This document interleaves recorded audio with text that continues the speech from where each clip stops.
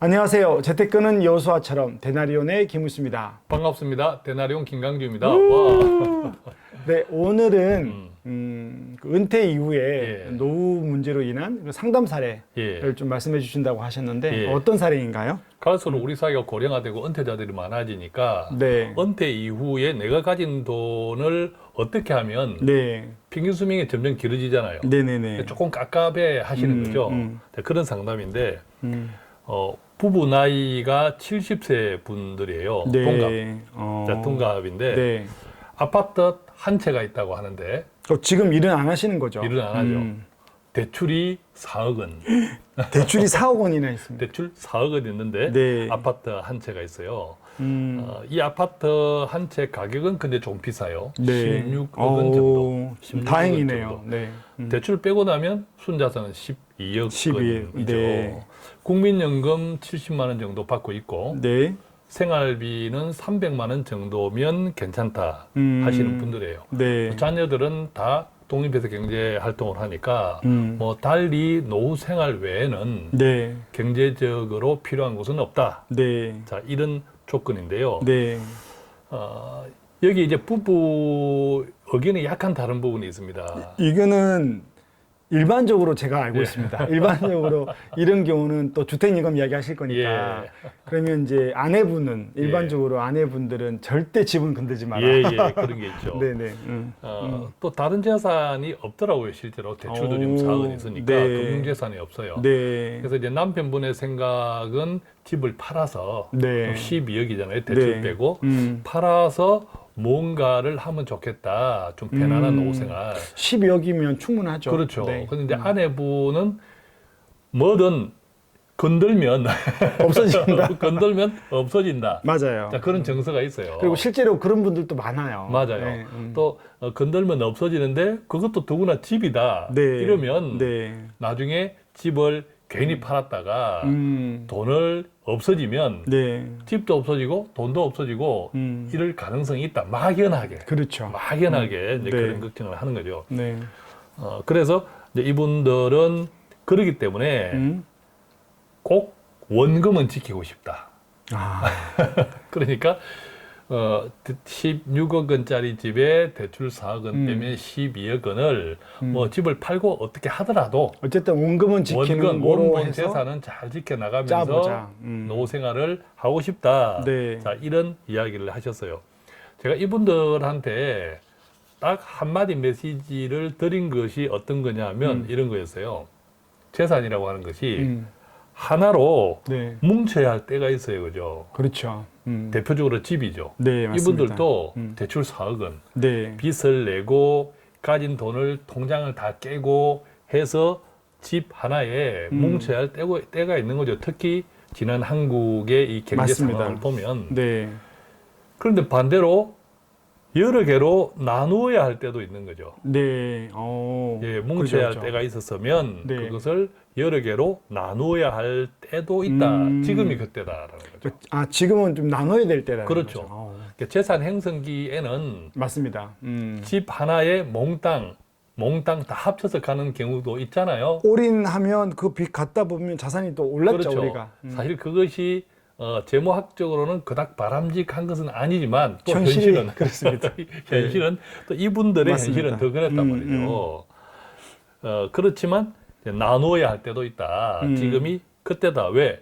지금 노후인데 네. 집 하나 덜컥 앉아 있으면 거기서 생활비가 나와요. 뭐가 나와요? 아, 그죠? 그래서 이분은 4억 이자 갚고 뭐 주택임금 안 받았으니까 있는 금융자산을 다 썼군요. 다 썼죠. 네, 그래서 이제 이분들한테 결론 먼저 첫 번째는 집을 팔아야 된다. 그것을 이제 나누기 위해서는 나누기다. 나누려면 네. 집을 팔아야 된다.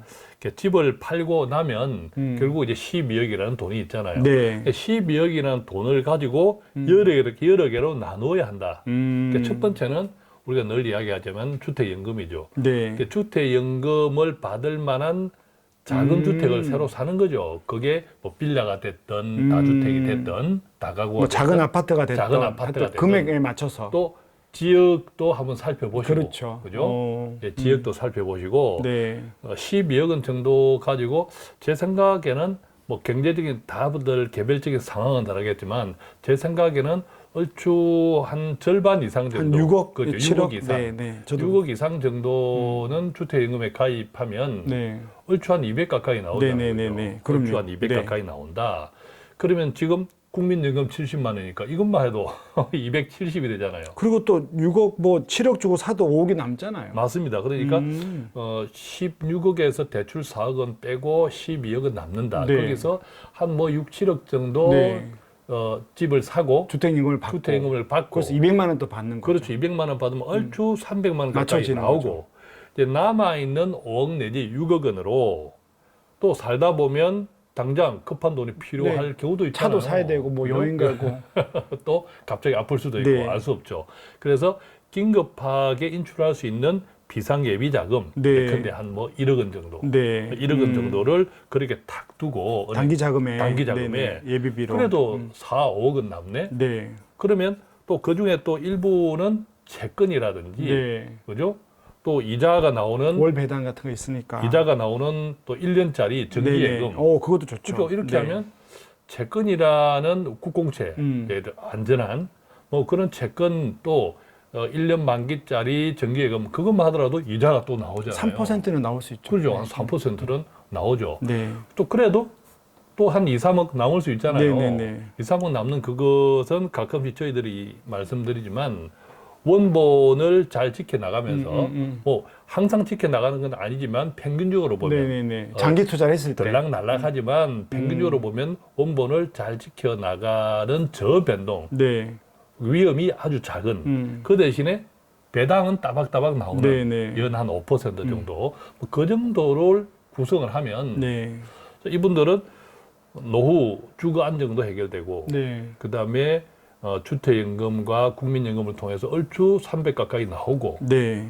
또 남아있는 돈으로 긴급 인출 예비 자금도 일부 가져 있고 그리고 은행 예금 이자와 채권 이자 등등으로 받을 수 있는 한 2, 3억 정도도 있고 네. 예, 근데 뭐 3억에 연 3%만 네. 하더라도 네, 그렇죠. 또 연간 한 1,000만 원 정도가 생기잖아요. 네네네.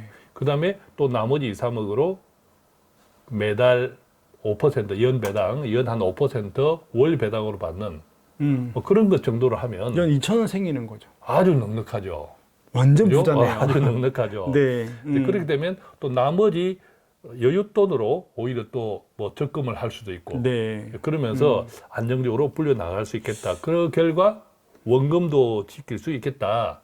자, 이런 말씀을 드렸는데 아주 흡족해 하셨죠. 그 생각보다 저도 이제 사례가 많은데 비슷한 사례인데 그 한 2년 동안 이렇게 제안을 했는데 아무것도 안 하시는 거예요. 예.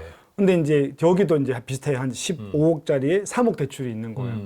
근데 이제 생활비가 없다 보니까 대출이 2년 뒤에 받았는데 대출이 1억이 늘어난 거예요. 계속 이제 집은 대출을 깔고 받아- 있고 집을 대출을 받아서 생활비 쓰는데 근데 그 대출이 나중에 소득이 없으니까 또 이제 담보만 제공하고 대출을 아들 이름으로 또 예. 하는 거죠. 그래서 예. 생각해 보면 이제 두 가지가 너무 극명한 것 같아요. 하나는 예, 맞아요. 그 내 예. 집을 16억 깔고 살고 예. 이자 내느라고 자산을 다 까먹고 예. 한쪽은 좀 정리해서 예. 그대로 국민 그 주택연금 받고 또 현금도 뭐 5억이나 갖고 있고 예. 그럼 완전 부자는 것 같아요. 그렇죠. 근데 생각보다 이게 어렵더라고요. 이게. 맞아요. 그래서 아까 말씀드렸듯이 자산 형성기에는 돈을 뭉쳐야 될 때도 있고 뭉쳐서 한 방에 그죠? 네, 그리고 자산을 키워내야 될 때가 보통 있는 우리가 거죠. 한 방에 할 때는 주식 이런 이야기 아닙니다. 네, 그죠? 그냥 내 집 하나 마련하자. 내 집 하나 마련하는데 네. 이런 현실이 많았죠. 그렇지만 노후에는 이것을 적절하게 또 여러 가지로 이제 분산하면 다양한 발생할 수 있는 다양한 가능성들에 다 대비해 나가면서 네. 노후의 주거 안정, 또 생활 안정, 재정 안정도 같이 취해 나갈 수 있는데 물론 그렇다면 이분의 경우에 집을 팔고 12억 원으로 어떻게 구성할 것인가는 네, 네, 네.